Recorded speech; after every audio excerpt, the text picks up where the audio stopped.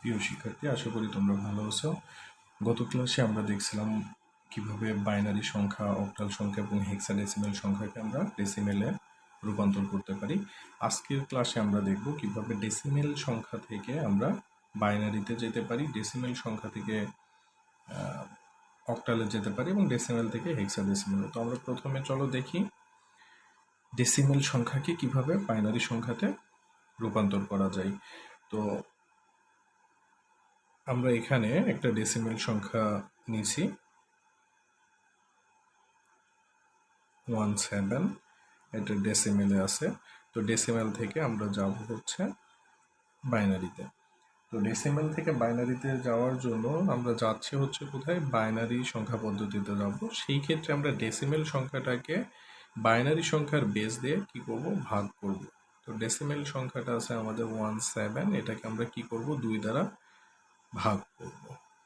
তো 2 দ্বারা ভাগ করলে আমরা কি পাই, আমরা একটু ভাগটা এখানে যদি একটু তোমাদের দেখাই, আমি 17কে আমরা কত দ্বারা ভাগ করছি, 2 দ্বারা ভাগ করছি।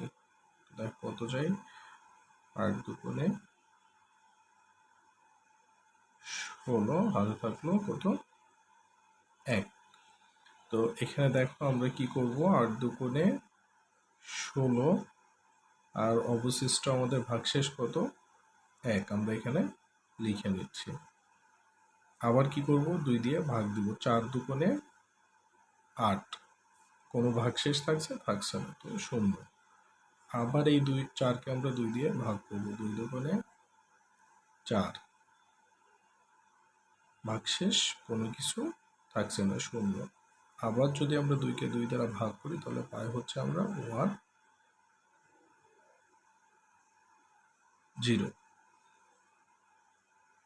এখানেও যদি আমরা 2 দিয়ে ভাগ করি তাহলে পাই হচ্ছে 0, 1। তো এখানে আমরা কি করব, দেখো আমাদের এটা আর কোনো কিছু ভাগ যাচ্ছে না, 2 দ্বারা 0-র মধ্যে আর ভাগ যায় না। সেই ক্ষেত্রে আমরা এবার কি করব, আমরা নিচ থেকে উপরের দিকে ভাগশেষ অংশটাকে আমরা সাজিয়ে লিখব। তো আমাদের কত পাই, 1 0 0 0 1।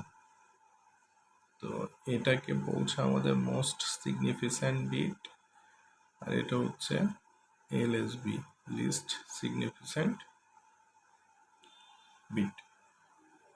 তো আমরা যখন ডেসিমেল সংখ্যাকে বাইনারিতে করব, কি করব, বাইনারিতে বললে আমরা 2 দ্বারা ডেসিমেল সংখ্যাটাকে ভাগ করব। যতক্ষণ না ভাগফল 0 না আসে ততক্ষণ পর্যন্ত আমরা 2 দ্বারা ভাগ করতে থাকব। এবং ভাগশেষ যে অবশিষ্ট যে ভাগশেষটা থাকছে সেইটা আমরা নিচ দিক থেকে এমএসবি থেকে আমরা কি করব, এলএসবির দিকে সাজিয়ে লিখব। তো 1 0 0 0 1, তাহলে 17 ডেসিমেলের বাইনারি হচ্ছে 1 0 0 1। এটা ছিল পূর্ণ সংখ্যার ক্ষেত্রে, এটা ছিল কি আমাদের পূর্ণ সংখ্যার ক্ষেত্রে। তো এখন আমাদের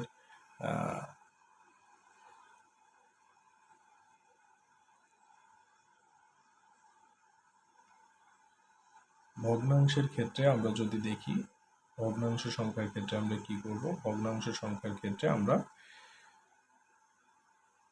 এই সংখ্যাটাকে, ভগ্নাংশ সংখ্যাটাকে যে 0.125 এটা আছে ডেসিমেলে, এখান থেকে আমরা কোথায় নিব, বাইনারিতে নেব। তো এখানে আমরা কি করব, এই ভগ্নাংশের ক্ষেত্রে আমরা 0.125 এর সাথে কত গুণ করব, 2কে গুণ করব। তো 2কে গুণ করার পরে আমরা এটা কত পাচ্ছি, 0.250।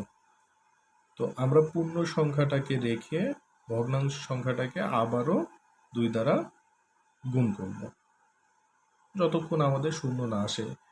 আমরা 3-4 বার দেখব, যদি 0 না আসে আমরা ওই পর্যন্ত অ্যান্সারটা রেখে দিব। তো এখানে আমাদের এখানে ভগ্নাংশ সংখ্যা কত আসছে তোমার, 0.250 এর সাথে আবার 2 গুণ, তাহলে আমরা এখানে পাচ্ছি 0.500।